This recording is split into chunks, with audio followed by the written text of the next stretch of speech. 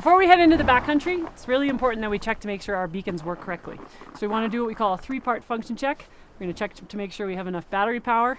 We want to check them in searching as well as in sending. So go ahead and turn your beacons on. 80%. 67. 67, 95. All right, and does everyone go into search if you would? Give each other a little space. Step back one. And then as I come to you, can you read the numbers? 0.9, 0.4. So that way I know that your beacon is actually picking up mine as those numbers are getting smaller. Thank you. 1.2, 0.7, 0.4, 0.5, 0.3, Awesome. 0.2. Thank you. All right, go ahead and switch them into send and stow them as you'll carry them for the day. Now I can make sure that the majority of the folks in the group have got the beacon where it should be. It's behind a zipper. The zipper's closed, and then they're going to leave it there for the day. Cool? Then I'm going to go into search, and I will come around, and I'm going to make sure my numbers are getting smaller. 0.9, 0.7, 0.5, 0.3, 1.0, 0.7, 0.4, 0.2. Come back again. Make sure 1.2, 0.7.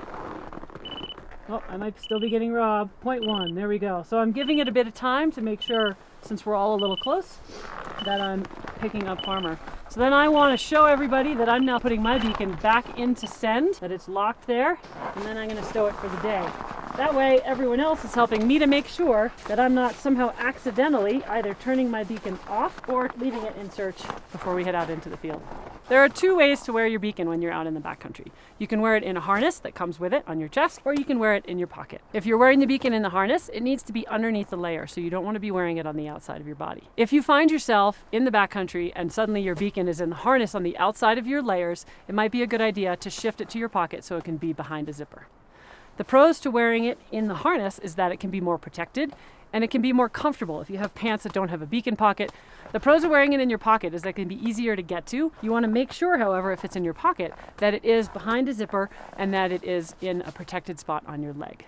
If you're ever not sure about where to wear your beacon, you can always check the manufacturer's recommendations that come with it when you buy it. If you are wearing it in a pocket, you want to make sure that there's nothing else in that pocket and that the beacon is in there and stays closed for the day. You don't want to accidentally be opening and closing that pocket when you're out in the backcountry. Another consideration for your avalanche beacons is interference. When we talk about interference, that's something that can make either the transmit or the search function of your beacon malfunction somehow.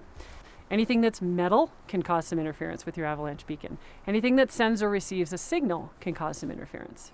In order to manage this, you want to mitigate how many things you have that could potentially interfere with your beacon. The way to do that is to provide some space between your beacon and anything that sends or receives a signal.